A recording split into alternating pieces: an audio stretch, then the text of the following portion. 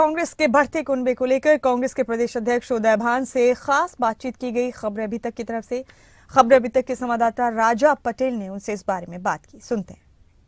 लोकसभा चुनाव से पहले हरियाणा को लेकर एक बड़ी ज्वाइनिंग देखने को मिली है। आज हमारे साथ कांग्रेस के प्रदेश अध्यक्ष उदय भान जी मौजूद हैं। एक बड़ी ज्वाइनिंग सर देखने को मिली है और लगातार आप हरियाणा में कार्यकर्ताओं के बीच, लोगों के बीच भी जा रहे हैं सर। लोगों में बड़ा भारी उत्साह है, कांग्रेस की तरफ आ रहे हैं सभी पार्टियों से सभी नेतागण। आज 36वां हमारे जो पार्टी के अंदर पूर्व विधायक, पूर्व मंत्रियों में से एक हमारे सूरजभान काजल शामिल हुए, 2 IAS अधिकारी शामिल हुए हैं और बिजली बोर्ड के अधिकारी शामिल हुए हैं जो पहले 2 चुनाव भी लड़ चुके हैं। तो इस तरह से सभी BSP के, JJP के काफ़ी बड़ी टीम आज शामिल हुई है। तो ये इस बात का संकेत है कि आने वाला समय कांग्रेस का हरियाणा में। सर, जिस तरीके से आपकी सिरसा में रैली हुई है और काफ़ी बड़ा उत्साह लोगों में भी देखने को मिल रहा है, तो कितनी तैयार सर कांग्रेस लोकसभा चुनाव को लेकर? आप इस बात से अंदाज़ा लगा सकते हैं सिरसा में कितनी अभूतपूर्व रैली हुई है। फिर उसके बाद कल सफ़ीदों में थी, जहाँ जा रहे हैं वहाँ पे बहुत ज़बरदस्त रिस्पॉन्स है लोगों का। यही तो मैं कह रहा हूँ कि आने वाला समय कांग्रेस का है। BJP का सुपड़ा साफ होना निश्चित है हरियाणा में से। आपका सर एक बयान काफ़ी चर्चा में है, पूरे देश में इस बयान की चर्चा हो रही है। टूटी खाट और झुका हुआ जाट किसी काम का नहीं है, इसको लेकर BJP मुद्दा भी बनाती हुई नजर आ रही है। ये बयान, जो टिप्पणी थी, ये सतपाल मलिक जी जो पूर्व गवर्नर हैं उनकी थी। नीलू व्यास जी को इंटरव्यू दे रहे थे वो न्यूज़ लॉन्चर पे, उसी को मैंने उद्धृत किया। मुझे वो ठीक उचित लगा, मैंने उसको उद्धृत किया। उसमें गलत क्या था? पर BJP के नेता तो ये कह रहे हैं कि उदय भान जी को माफ़ी मांगनी चाहिए। BJP को माफ़ी मांगनी चाहिए। आज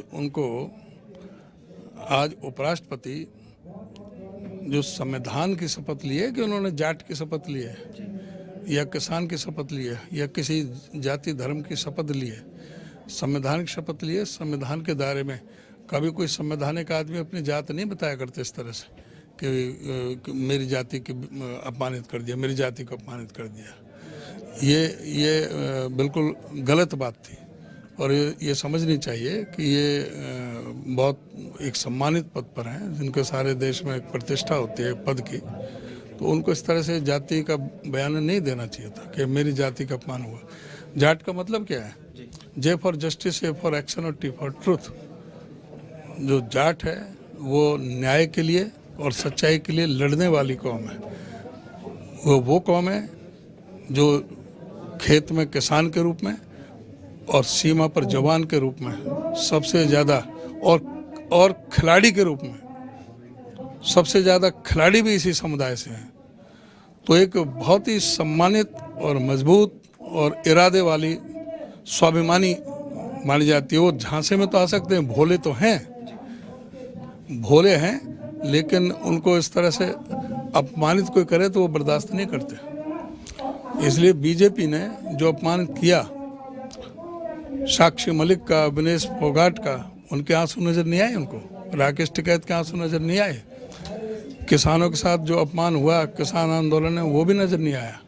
उनको तो बहुत जगह माफ़ी मांगनी पड़ेगी। बहुत बहुत धन्यवाद सर खबर अभी तक से बातचीत करने के लिए। तो ये थे हरियाणा कांग्रेस के प्रदेश अध्यक्ष उदय भान, जिन्होंने तमाम मुद्दों को लेकर खबर अभी तक से खास बातचीत की। राजा पटेल, दिल्ली। खबरें अभी